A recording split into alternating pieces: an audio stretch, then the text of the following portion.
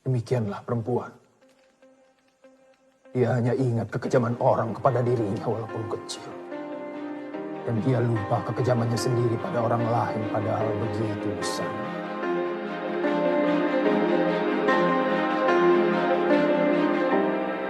Selama nafasku berhembus, hanya kamu di doaku. Selama mataku memandang, hanya kamu cinta matiku. Dengarlah dunia, rintihan hatiku yang terbelut dalam doaku. Inilah sumpahku. Zainuddin merupakan seorang anak yatim. Ayahnya berasal dari Minang dan ibunya berasal dari Makassar.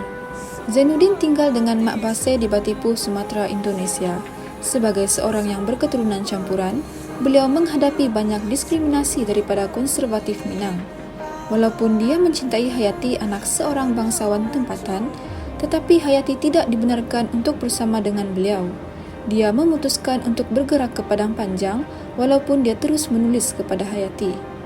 Hayati telah berkahwin dengan Aziz, iaitu pilihan keluarganya.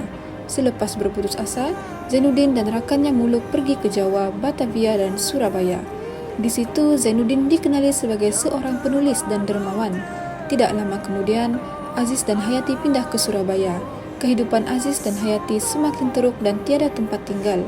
Kemudian, mereka tinggal bersama Zainuddin.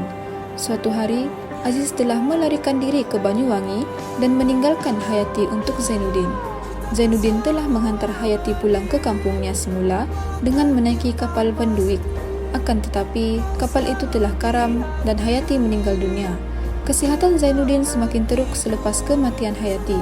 Selepas kematian Zainuddin, dia dikebumikan bersebelahan dengan kubur Hayati.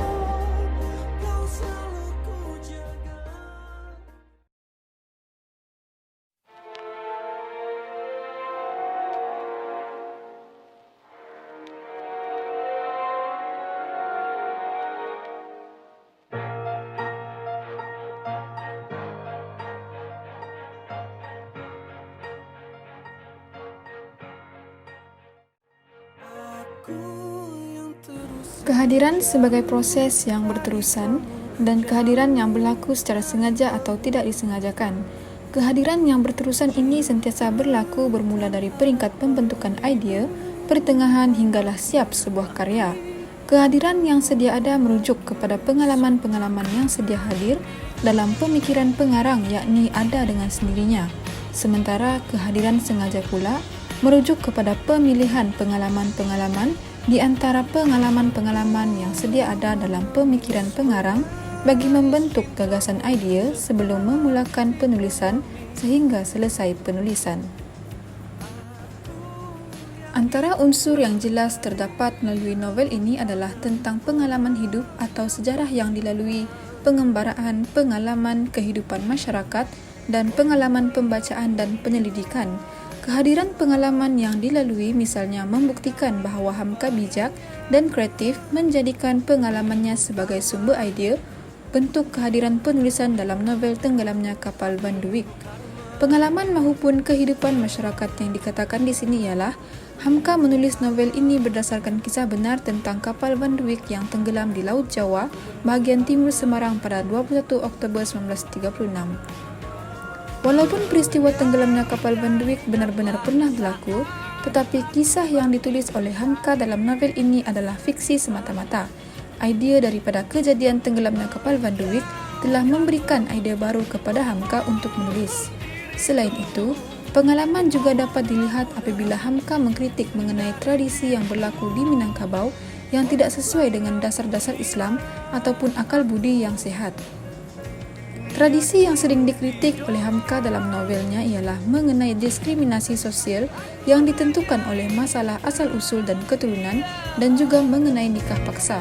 Sebagai contoh, Cinta Hayati dan Zainuddin yang terhalang kerana Zainuddin dianggap sebagai seorang yang tidak berketurunan kerana ibunya berbangsa Bugis dan hanya ayahnya yang berketurunan Minang. Hayati dipaksa untuk melupakan Zainuddin dan berkahwin dengan Aziz yang bukan pilihannya tetapi pilihan keluarganya. Hayati harus akur kerana adat Minangkabau yang mementingkan keturunan dan adat yang tidak lapuk dek hujan tak lekang dek panas. Oleh itu, pengalaman-pengalaman yang berkaitan dengan adat tersebut telah digunakan sebagai membentuk idea dalam novel ini. Ciri khas Hamka adalah karya yang dihasilkan adalah dari kehidupan yang benar-benar terjadi di sekitarnya, iaitu di tanah Minangkabau. Kapal Belanda paling besar, paling mewah ini, Bang.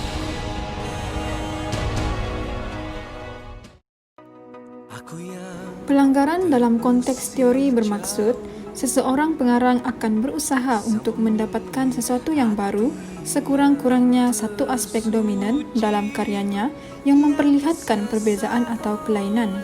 Sifat keberanian melakukan transformasi kepengarangan Hamka mencetuskan idea dan keyakinan bagi menghasilkan novel ini.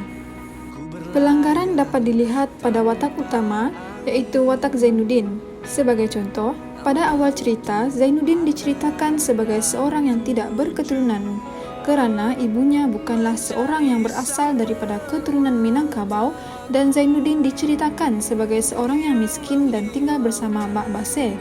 Ketika Zainuddin hendak belajar agama, dia telah diusir dari tanah Minangkabau dan pergi ke Padang Panjang kerana dianggap sebagai seorang yang mengganggu ketenteraman penduduk di situ.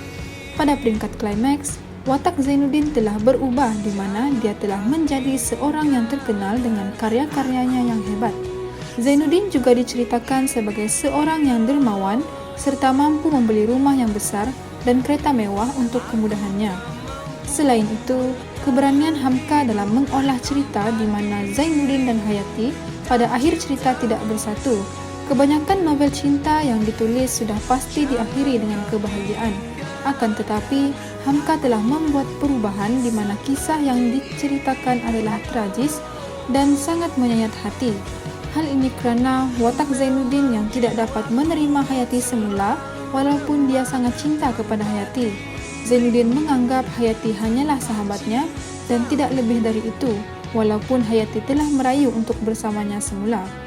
Hayati telah dihantar pulang ke kampungnya dengan menaiki kapal Banduit. Namun, kapal tersebut tenggelam dan Hayati telah meninggal dunia. Perubahan jalan cerita yang tragis ini menjadikan pembaca lebih tertarik dan tidak menyangka tentang perkara yang terjadi.